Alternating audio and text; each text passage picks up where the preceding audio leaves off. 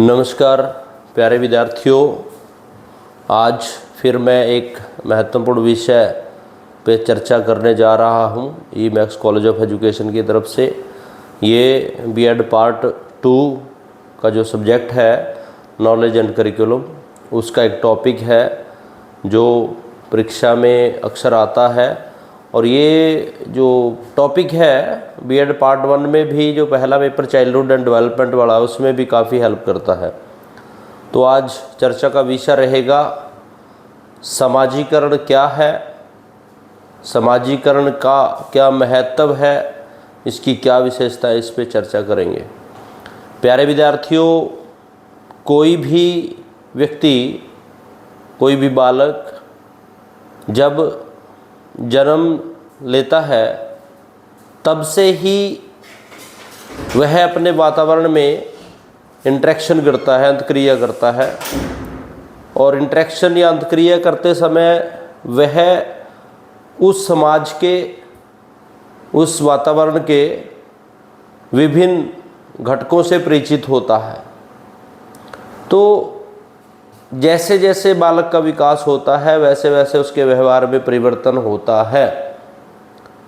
जब बच्चा पैदा होता है वह न सामाजिक होता है न असामाजिक होता है, क्योंकि उसका व्यवहार समाज के नियमों के अनुरूप नहीं होता।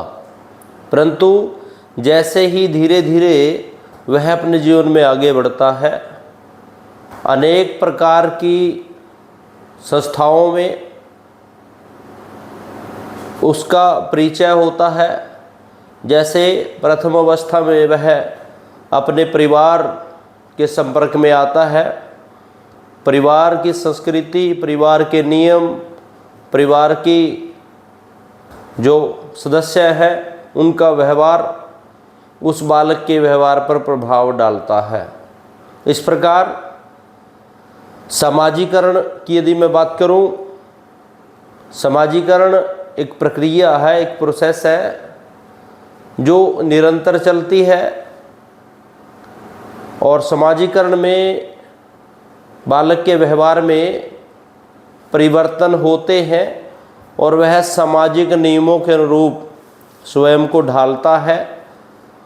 किस प्रकार से एक समूह में कार्य करना है, किस प्रकार से समूह में उत्तरदायित्वों को निभाना है, सामाजिक नियम क्या होते हैं, संस्कृति क्या है, ये सारी की सारी बातें समाजीकरण के अंतर्गत आती हैं। जैसा कि समाजीकरण क्या है और शिक्षा की भूमिका व समाजीकरण का महत्व, ये हमारा आज का विषय है। सबसे पहला, समाजीकरण वह प्रक्रिया है, इट इज़ ए प्रोसेस, जिसमें व्यक्ति समाज के नियमों के अनुसार व्यवहार सीखता है। सिंपल सी बात है, it is a organisation, it is a process. यह एक संगठन है, यह एक प्रक्रिया है, यह वह प्रक्रिया है जिसमें व्यक्ति सामाजिक व्यवहार करना सीखता है। अर्थात व्यक्ति समाज के नियमों के अनुरूप स्वयं को ढालता है। जब व्यक्ति समाज के नियमों, समाज के उद्देश्यों, समाज के लक्ष्यों के अनुरूप स्वयं को ढालता है या सामाजिक व्यवहारों को सीखता है, वही समाजीकरण है। समाजीकरण में बालक समाज के साथ अंतक्रिया करके व्यवहारों को सीखता है, क्योंकि जैसे जैसे बालक जीवन में बढ़ता है वैसे वैसे वह समाज के विभिन्न संगठन, विभिन्न संस्थाओं के संपर्क में आता है। विभिन्न संगठन, विभिन्न संस्थाओं के जो रूल रेगुलेशंस है, जो नियम है, जो कोड ऑफ कंडक्ट है, जो एथिक्स है, उसके व्यवहार पर प्रभाव डालते हैं। तो समाजीकरण एक ऐसी प्रक्रिया है जो व्यक्ति को सामाजिक प्राणी बनाता है। और व्यक्ति सामाजिक परिस्थितियों में किस प्रकार अपने व्यवहार को नियंत्रित करता है, अपने व्यवहार को दिशा देता है, यही समाजीकरण है। समाज के नियमों के अनुरूप व्यवहार को निर्देशित करना, व्यवहार को शेपिंग करना या व्यवहार को सामाजिक नियमों आदतों, मूल्यों, विश्वासों के अनुरूप ढालना ही समाजीकरण है। एक अन्य बात है, समाजीकरण सामाजिक व्यवहारों को सीखने की प्रक्रिया है। Socialisation is the process of learning of social behaviour. Social behaviour क्या होता है कि हम समाज के कोड ऑफ कंडक्ट और इथिक्स, मॉरल वैल्यूज़, बिलीव्स के अनुसार किस प्रकार से कार्य करते हैं, समाज के अनुरूप हम स्वयं के व्यवहार में कैसे परिवर्तित करते हैं, एक समूह में किस प्रकार से हम अपने व्यवहार को कंट्रोल करते हैं, नियंत्रित करते हैं। क्योंकि कोई भी व्यवहार यदि वो अनियंत्रित होता है तो वो एक पशु के समान हो जाता है, तो उसे हम एंटी सोशल या समाज विरोधी कहते हैं। तो व्यक्ति जैसे जैसे जीवन में आगे बढ़ता है, जब वह सामाजिक नियमों के अनुरूप, सामाजिक आदर्शों के अनुरूप, सामाजिक मूल्यों के अनुरूप स्वयं को ढाल लेता है या स्वयं के व्यवहार में परिवर्तित करना सीख लेता है, वही समाजीकरण है। समाजीकरण एक प्रक्रिया है। उसके बाद इसकी कुछ परिभाषा है। पी बर्थले की एक परिभाषा है, यह वह प्रक्रिया है जिसमें संस्कृति का स्थानांतरण होता है। यह वह प्रक्रिया है जो सामाजिक समूहों के नियम सीखे जाते हैं, जिसमें सामाजिक नियम सीखे जाते हैं। बर्थले ने बताया है, socialisation is the process of transmission और ट्रांसफर ऑफ कल्चर।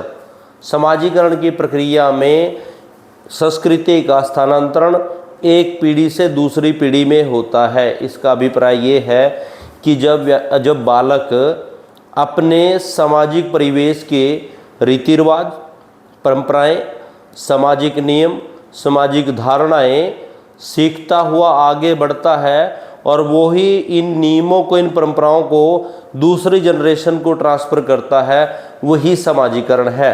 इस प्रकार सांस्कृतिक संदर्भ में जब नए सामाजिक नियम और कानून, आदतें, व्यवहारों को सीखा जाता है, वही समाजीकरण है। यह वह प्रक्रिया है जो सामाजिक समूहों के नियम सीखे जाते हैं। इस प्रक्रिया में हम समाज के रूल एंड रेगुलेशंस को सीखते हैं। इसके साथ साथ समाज में, एक समूह में किस प्रकार हम कार्य करते हैं, एक समूह में हमारी क्या भूमिका है, हमारा क्या योगदान है, और एक समूह में काम करते हुए किन आदतों को, किन व्यवहारों को हम सीखते हैं, यह सारी प्रक्रिया जो है समाजीकरण की प्रक्रिया है। क्योंकि किसी भी बालक के व्यवहार पर समाज और वातावरण का गहरा प्रभाव होता है। जैसा समाज या जैसे समाजीकरण की प्रक्रिया होती है, उसी प्रकार का व्यवहार जो है निर्देशित होता है। व्यक्ति वही बनता है जो उसे समाज बनाता है। अर्थात समाज की संस्थाएं, समाज की परंपराएं, समाज के नियम, समाज की संस्कृति व्यक्ति के व्यवहार को निर्देशित करती है, उसको नियंत्रित करती है, उसको शेप देती है, एक आकार देती है। क्योंकि हम जब अपनी मन मुताबिक कार्य करते हैं तो कई बार हम एंटी सोशल एक्टिविटीज़ कर लेते हैं। यह व्यक्ति पशु के समान बन जाता है। यदि वह सामाजिक नियमों के अनुरूप स्वयं का व्यवहार नहीं करता तो वह जीवित नहीं रह सकता, उसका सर्वाइव नहीं हो सकता, वह समायोजन नहीं कर सकता। समाजीकरण की प्रक्रिया में व्यक्ति समायोजित करना सीख लेता है, एडजस्टमेंट करना सीख लेता है।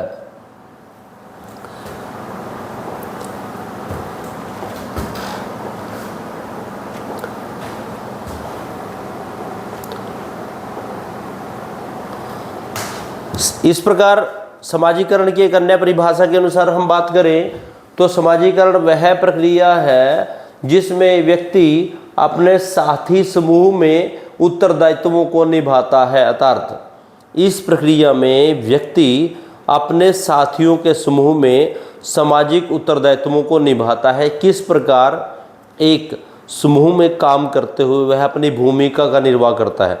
अर्थात व्यक्ति प्रत्येक अवस्था में रोल प्ले करता है किस प्रकार से समाज के बताए गए नियम के अनुसार, इथिक्स के अनुसार, या सोसाइटी के जो एजेंसीज हैं, जो अभिकरण हैं, उनके द्वारा उसके व्यवहार को एक शेप दिया जाता है, आकार दिया जाता है। प्रारंभ में जो बच्चा जन्म लेता है वह न सामाजिक होता है न असामाजिक होता है। जैसे जैसे वह समाज में आगे बढ़ता है उसी प्रकार समाज की शक्तियाँ, समाज के रूल एंड रेगुलेशन, समाज की परंपराएं, समाज के मूल्य, समाज के विश्वास उसके व्यवहार पर प्रभाव डालते हैं और वह उनको मानने लगता है।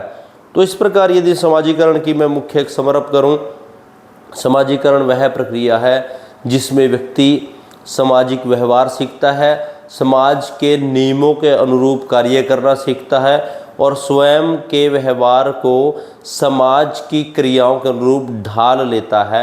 यही समाजीकरण है। क्योंकि समाजीकरण की प्रक्रिया में व्यक्ति के व्यवहार पर उसके समाज का बहुत गहरा प्रभाव होता है। जिस प्रकार की संस्कृति समाज में होती है उसी प्रकार से उसका व्यवहार जो है वो निर्देशित होता है। समाज में जैसी धारणाएं हैं, जो परंपराएं हैं, जो रीति रिवाज है, जिस प्रकार के उसके आसपास की संस्कृति है, वही समाजीकरण की भूमिका में अहम भूमिका निभाती है, योगदान होता है। अब बात आती है कि समाजीकरण की क्या विशेषताएं हैं। पहली विशेषता, समाजीकरण औपचारिक और अनौपचारिक दोनों रूप से हो सकता है। इस अभिप्राय क्या है? Socialisation is formal and informal. हम किसी भी संस्था में समाजीकरण सीखते हैं, सामाजिक नियमों को सीखते हैं, व्यवहारों को सीखते हैं, किस प्रकार से हमने समाज में कार्य करना है, ये एक रूल के अनुसार, एक नियम के अनुसार सीखते हैं। परंतु इसके साथ साथ अन्य जो अनौपचारिक संस्थाएं हैं, जैसे आपका परिवार है, मित्र मंडली है, पीयर ग्रुप है, खेल का मैदान है, सत्संग हो सकता है, ये सारी संस्थाएं भी आपको सामाजिक नियम, सामाजिक rule, code of conduct, ethics या मोरालिटी, नैतिकता, ये सभी बातें सिखाती है। तो जो समाजीकरण की प्रक्रिया है वो औपचारिक और अनौपचारिक दोनों रूप से हो सकती है। आप फॉर्मल और इनफॉर्मल दोनों रूप से ही समाजीकरण की प्रक्रिया में भाग लेते हैं। दूसरा है, it is a continuous process. यह एक निरंतर प्रक्रिया है।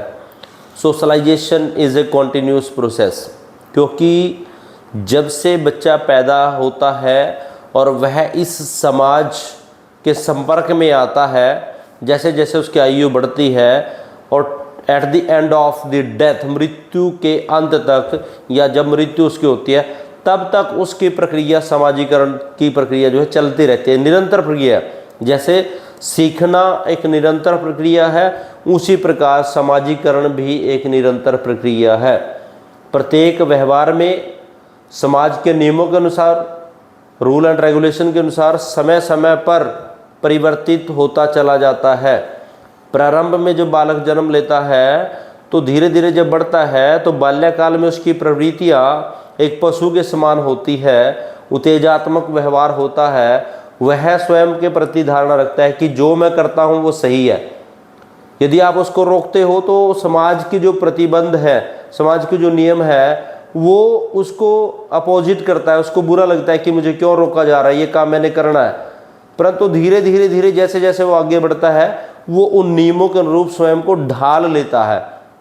इस प्रकार जो समाजीकरण की प्रक्रिया है वो निरंतर है।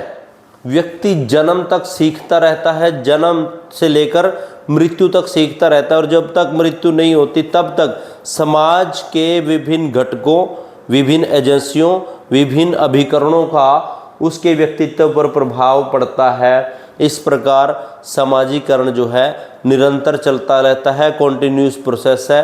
ये फॉर्मल और इनफॉर्मल दोनों रूप से प्रभाव डालता है। नेक्स्ट वन इज, समाजीकरण जो है सीखने की प्रक्रिया है। It is a process of learning. साधारण सी बात है कि जो चीज़ हम करना चाहते हैं, यदि हम वो बिना समाज के नियमों के अनुरूप करते हैं तो हमें उस सोसाइटी से, उस समाज से हम सर्वाइव नहीं कर सकते, समायोजित नहीं कर सकते। तो जैसे जैसे समाजीकरण की प्रक्रिया बढ़ती है तो हमारे पास अनुभव आते हैं, नॉलेज आते हैं, तौर तरीके आते हैं, हमारे पास आदतें आती हैं, हमारे व्यवहार में परिवर्तन होता है, चिंतन शक्ति बढ़ती है, निर्णय लेने की क्षमता का विकास होता है। तो सामाजिकरण किसी भी व्यवहार को आकार देता है, शेपिंग देता है, उसको नियंत्रण करता है।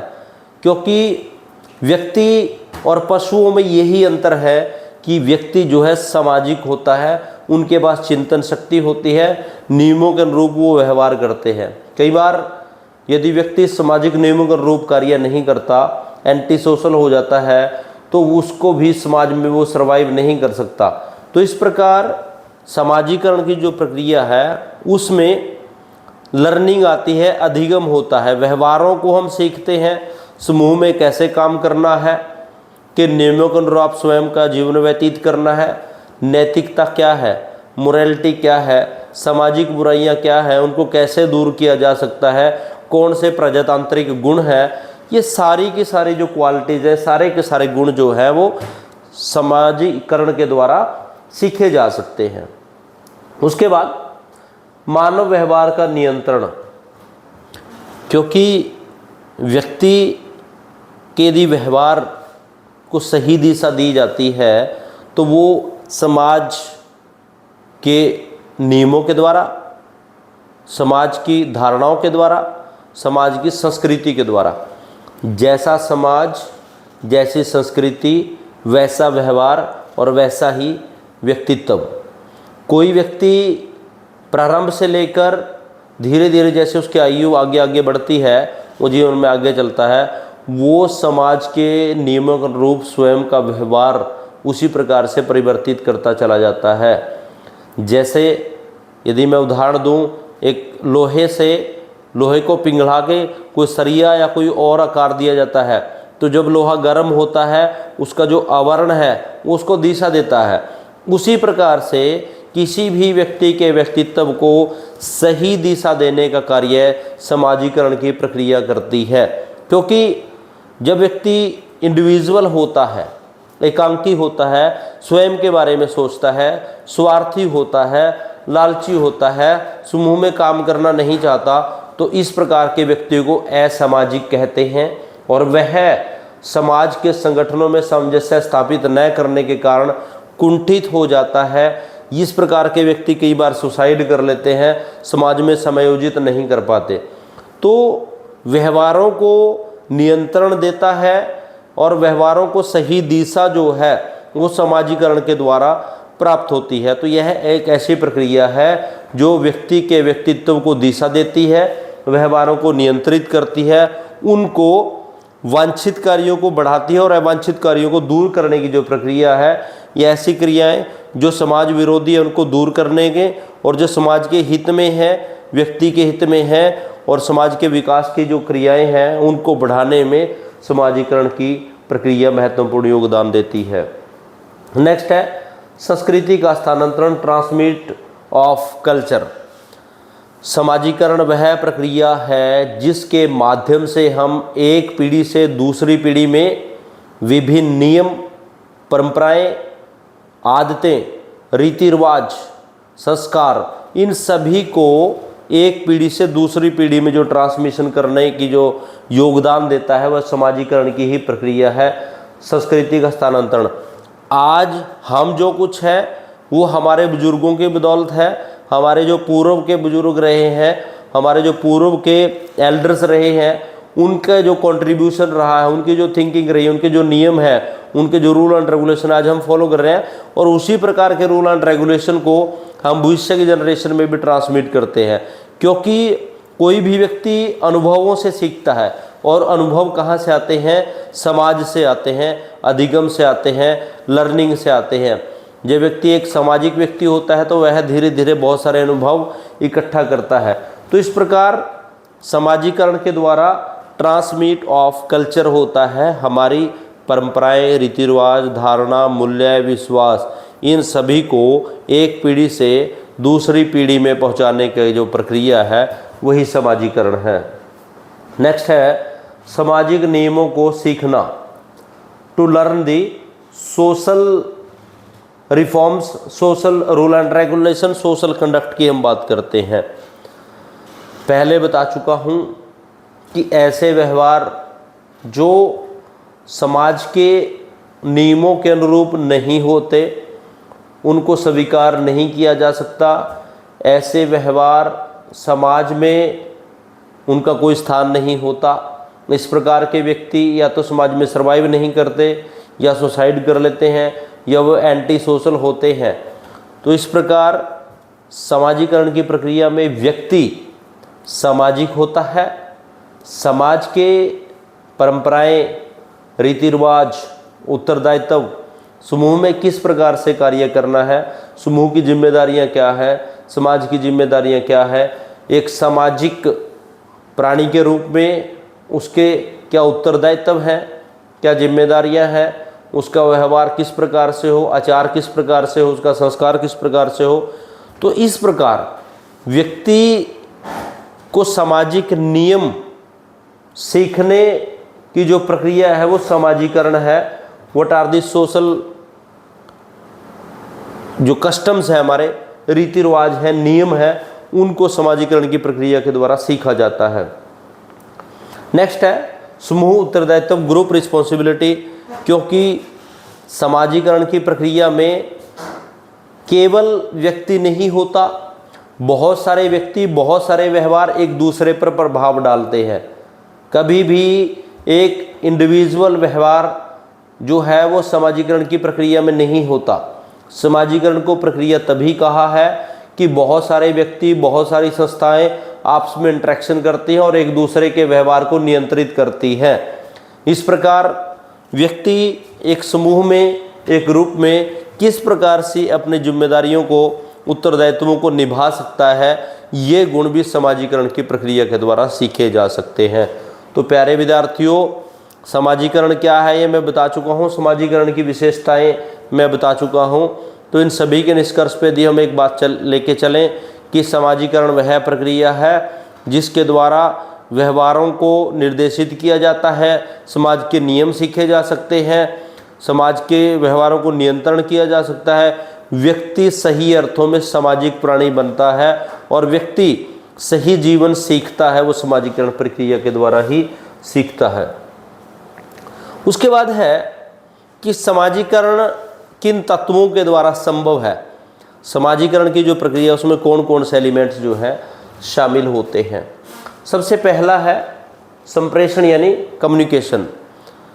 समाजीकरण तभी संभव होता है जब दो व्यक्तियों, दो समाजों, दो व्यवहारों, दो या दो से अधिक व्यक्तियों के बीच में, दो या दो से अधिक व्यवहारों के बीच में, दो या दो से अधिक संगठनों के बीच में आपस में इंटरेक्शन होती है, एक दूसरे से बातचीत होती है, तभी समाजीकरण की प्रक्रिया आगे बढ़ती है, समाजीकरण तभी कार्य करता है। तो समाजीकरण की प्रक्रिया का सबसे मुख्य जो एलिमेंट है दैट इज कम्युनिकेशन, संप्रेषण। बिना कम्युनिकेशन के एक दूसरे के साथ इंटरेक्शन नहीं कर सकता, एक व्यवहार दूसरे व्यवहार को नहीं जांच सकता।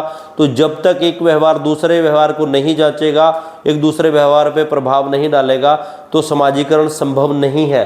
तो समाजीकरण के जो है विकास के लिए या समाजीकरण के लिए जो आवश्यक फैक्टर है, जो तत्व एलिमेंट है, वो सबसे पहला फैक्टर है कम्युनिकेशन। दूसरा है संस्कृति, कल्चर। क्योंकि समाजीकरण की प्रक्रिया में किसी भी व्यक्ति के व्यवहार पर उसकी संस्कृति से अभिप्राय, उसकी परंपराएं, रीति रिवाज, कस्टम्स, संस्कार, उसके आसपास का माहौल, जीवन शैली, लाइफस्टाइल, ये सारे के सारे फैक्टर कल्चर के अंतर्गत आते हैं और ये सारे के सारे फैक्टर सोशलाइजेशन का मेन एलिमेंट है।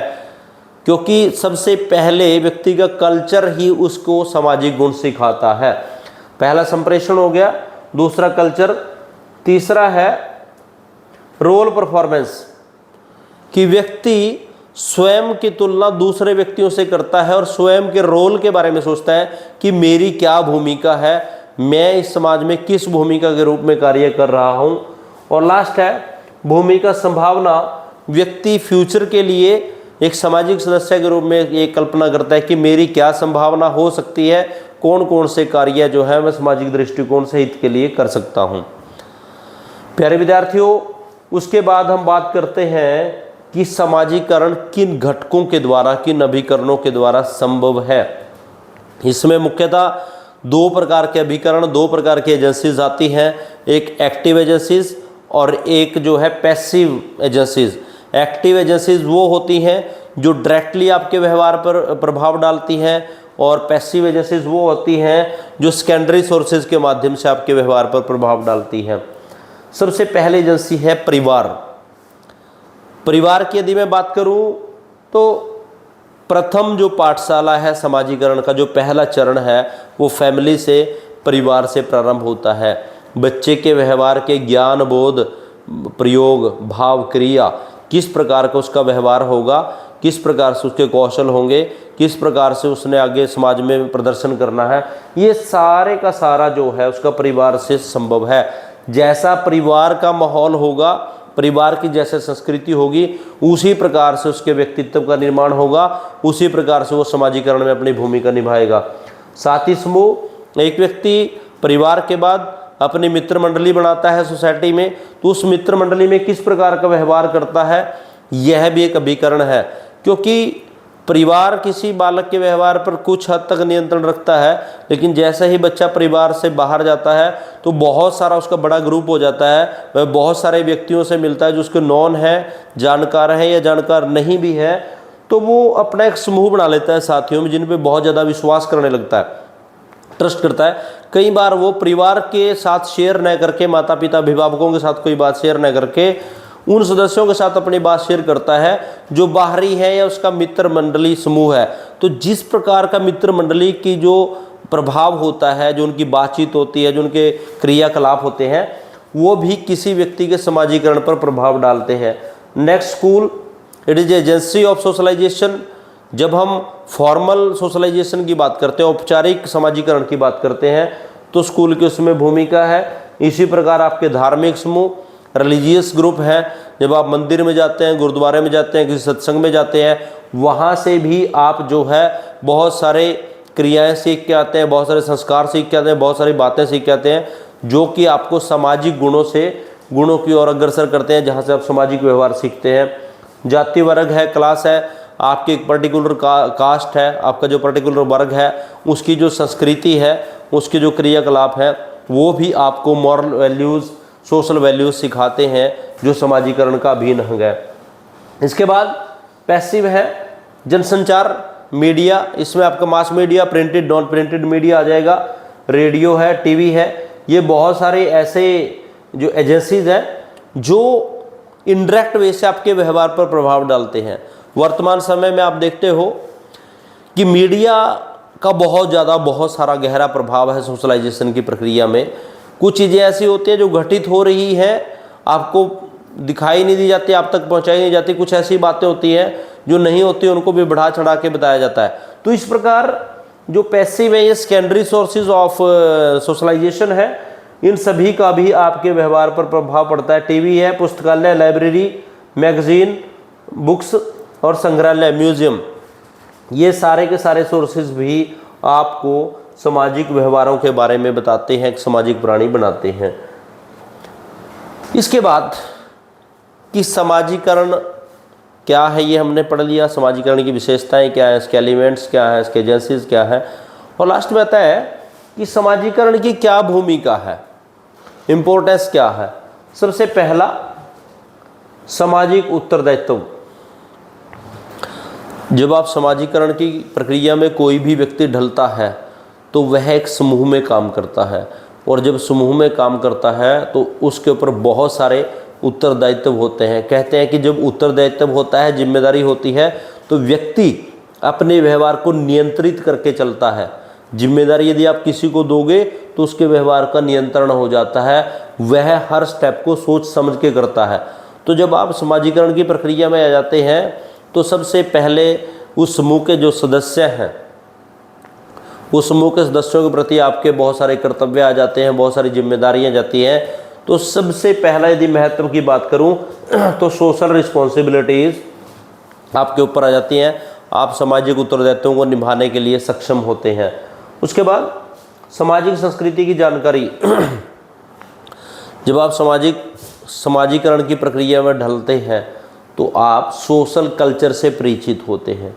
किसी समाज में किस प्रकार के परंपराएं हैं, नृत्य क्या है, वहाँ की जीवन शैली क्या है, खान पान क्या है, मूल्य क्या है, विश्वास क्या है। तो आप समाजीकरण की प्रक्रिया से विभिन्न समाज के विभिन्न वर्गों से, विभिन्न संप्रदायों से, विभिन्न व्यक्तियों से परिचित होते हैं, विभिन्न संस्कृतियों से परिचित होते हैं, विभिन्न सभ्यताओं से परिचित होते हैं। तो समाजीकरण से आपको क्या महत्व है, तो आप डिफरेंट कल्चर से जो है जुड़ते हैं, डिफरेंट कल्चर्स की नॉलेज आपको मिलती है। उसके बाद समायोजन, एडजस्टमेंट, ये मनोविज्ञान का पॉइंट्स है, क्योंकि किसी भी व्यक्ति के जीवन में समस्याएं बहुत आती हैं, लेकिन व्यक्ति जब प्रयास करता है तो उन समस्याओं का समाधान वो तलाश लेता है। इसी प्रकार समाजीकरण की प्रक्रिया में व्यक्ति अपने समाज के नियमों के अनुसार स्वयं को ढालना सीख लेता है। धीरे धीरे उसका व्यवहार का जो शेपिंग हो जाती है, कंडीशनिंग हो जाती है। जिस प्रकार के समाज व्यवहारों की अपेक्षा करता है, व्यक्ति उसी प्रकार के व्यवहार करने के बाद उस समाज में एडजस्टमेंट हो जाता है, समायोजित कर लेता है। इसके साथ साथ दूसरा एक पॉइंट होता है माल एडजस्टेड। ऐसे पर्सन जो समाज के नियमों के अनुरूप व्यवहार नहीं करते, समाज के संस्कारों के व्यवहारों के अनुरूप नहीं चलते, समाज के नियमों के अनुरूप नहीं चलते, तो वो माल एडजस्टेड हो जाता है, कुसमायोजित हो जाते हैं। या तो वो डिप्रेशन में चले जाएंगे, या सुसाइड कर लेंगे, या एंटी सोशल एक्टिविटी करेंगे, या क्रिमिनल एक्टिविटी करेंगे।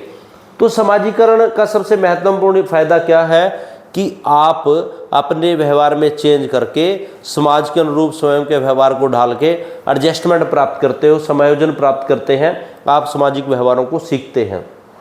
उसके बाद समाजीकरण के द्वारा आपकी वैल्यूज़, एटीट्यूड और बिलीफ्स, समाजीकरण के द्वारा आपके मूल्य, विश्वास, धारणाएं, दृष्टिकोण, इन सभी का विकास होता है।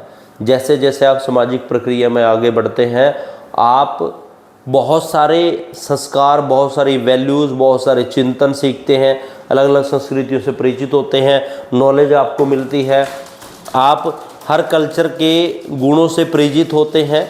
तो इस प्रकार समाजीकरण से आपकी वैल्यूज़, दृष्टिकोण, विश्वास, बिलीफ्स, ये चीज़ें डेवलप होती हैं। नेक्स्ट है सीखने का नवीन अवसर, क्योंकि समाजीकरण की प्रक्रिया निरंतर है और कोई व्यक्ति ये मान ले कि मैं सीख लिया या मैंने सीख चुका हूँ, ऐसा नहीं है। कोई भी व्यक्ति कभी भी नहीं सीख सकता, वो प्रक्रिया में ही रहता है, इन द प्रोसेस। तो समाजीकरण की प्रक्रिया में आपको सीखने के नई परिस्थितियों में आप नई चीज़ों के नए अनुभव प्राप्त करते हैं। तो किस प्रकार से नई स्थितियों को, नई सिचुएशन को कैसे हैंडल किया जा सकता है, नया ज्ञान क्या है, नई बातें क्या है, तो आप कुछ नया सीखना चाहते हैं। तो जैसे आप समाजीकरण की प्रक्रिया में ढलते हैं, समाज के एजेंसीज़ में, समाज के संस्थाओं के बीच में आते हैं, समाज के लोगों के बीच में आते हैं, समाज के समूह में काम करते हैं, तो आपको सीखने के नए अवसर, न्यू अपॉर्चुनिटीज़ ऑफ लर्निंग जो है वो प्रोवाइड होती है। And last one is development of personality, व्यक्तित्व का विकास। किसी भी व्यक्तित्व का विकास निर्भर करता है कि व्यक्ति अपने सामाजिक वातावरण में किस प्रकार से समायोजन बनाया हुआ है। यदि समाजीकरण की प्रक्रिया में व्यक्ति अच्छे रूप से भूमिका निभाता है तो उसके व्यक्तित्व का विकास होता है, क्योंकि व्यक्ति का व्यक्तित्व क्या है, इंटरनल प्लस एक्सटर्नल दोनों चीज़ों को मिला के उसका व्यक्तित्व बनता है। तो जैसा समाज है, जैसे परंपराएं हैं, रीति रिवाज है, धारणाएं हैं, कल्चर है, उसी प्रकार का व्यक्तित्व होगा। तो यदि पर्सनैलिटी या व्यक्तित्व का विकास करना है तो समाजीकरण की जो प्रक्रिया है उसमें महत्वपूर्ण भूमिका निभाती है। तो प्यारे विद्यार्थियों, एक बात और इसमें रहेगी कि समाजीकरण में शिक्षा की क्या भूमिका है। ये हमारी बात रहेगी है कि समाजीकरण एवं शिक्षा, समाजीकरण एवं शिक्षा, ये टॉपिक भी है कि एजुकेशन क्या रोल प्ले कर सकती है सोशलाइजेशन में या समाजीकरण शिक्षा पर कैसे प्रभाव डालता है। अब सबसे पहले बात करते हैं कि समाजीकरण जो है एजुकेशन को कैसे इफेक्ट करता है। पहली बात, स्कूल सामाजिक अभिकरण। स्कूल सामाजिक अभिकरण अर्थात स्कूल जो है वो एक सोशल एजेंसी है। तो शिक्षा का संबंध स्कूल से है। जब हम फॉर्मल एजुकेशन की बात करते हैं वो स्कूल में मिलती है, तो स्कूल एक सामाजिक अभिकरण भी है। तो सबसे पहले यदि शिक्षा प्राप्त करनी है तो बच्चा स्कूल में जाता है, और स्कूल क्या है, एक सामाजिक अभिकरण है। जैसा स्कूल की जो कल्चर है, स्कूल की जो संस्कृति है, वो समाज पर निर्भर करती है। तो जिस प्रकार का स्कूल का सामाजिक वातावरण होगा उसी प्रकार की एजुकेशन होगी। दूसरा, सामाजिक परिवर्तन। सामाजिक परिवर्तन, सोशल चेंज। सामाजिक परिवर्तन शिक्षा का मुख्य उद्देश्य है, सोशल चेंज। और सामाजिक परिवर्तन समाजीकरण की प्रक्रिया के द्वारा हो सकता है। तीसरा, व्यक्तित्व का विकास या व्यक्तित्व पर प्रभाव। किसी भी व्यवहार को ढालना है, उस व्यवहार में परिवर्तन करना है, उस व्यक्तित्व का निर्माण करना है, तो वो समाजीकरण के द्वारा संभव है, जो कि शिक्षा का मुख्य लक्ष्य है। नेक्स्ट है सीखने पर बल। सीखने पर बल।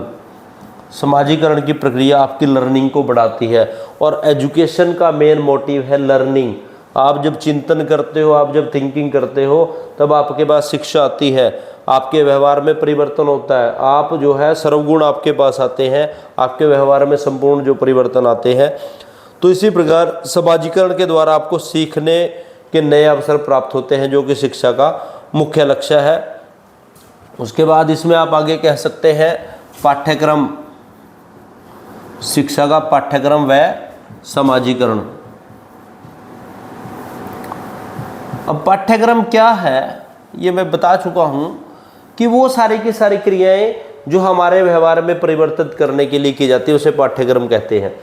तो समाजीकरण को मुख्य ध्यान में रख के हम ऐसी एक्टिविटियों का सृजन करते हैं जिनका द्वारा व्यवहार में परिवर्तित हो।